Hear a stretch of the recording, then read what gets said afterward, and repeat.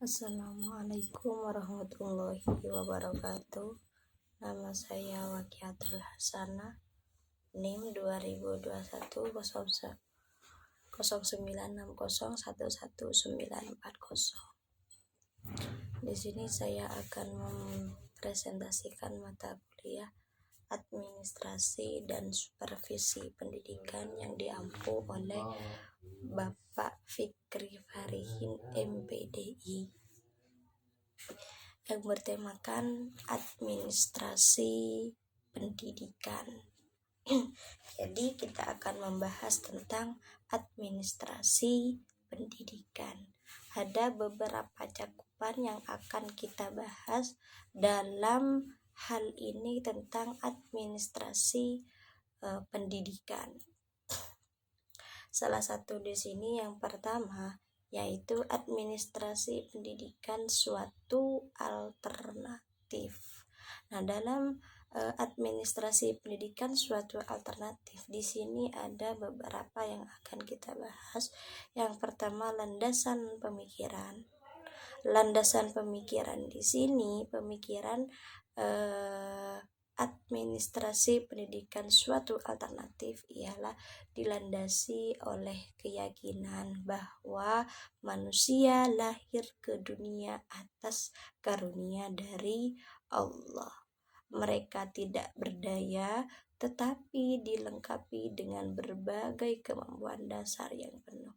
Jadi, setiap individu itu memiliki kemampuan yang berbeda, dan itu sudah kodrat atau karunia dari Allah Subhanahu wa Ta'ala. Dan selanjutnya ada konsep administrasi pendidikan. Konsep administrasi pendidikan harus diakui bahwa di kalangan ilmuwan administrasi atau biasa disebut manajemen, dan di kalangan banyak praktisi di Indonesia, istilah administrasi ini masih dalam polemik yang berkaitan dengan luasnya cakupan.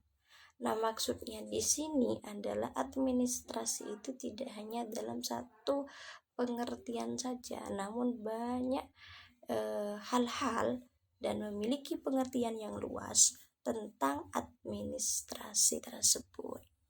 Yang ketiga, ada pendekatan perspektif terpadu.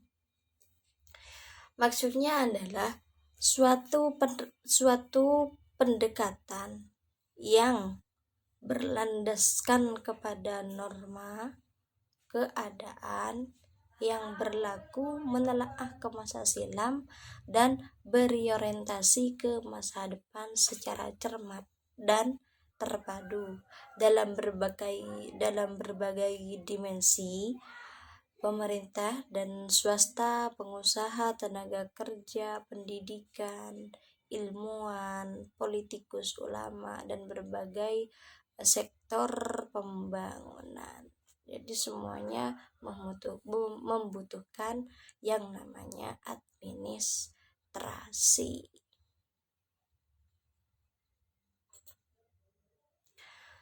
Selanjutnya ada pola dasar pengadministrasian pendidikan. Jadi pola dasar dalam administrasi pendidikan berpedoman kepada konsep dasar pendidikan.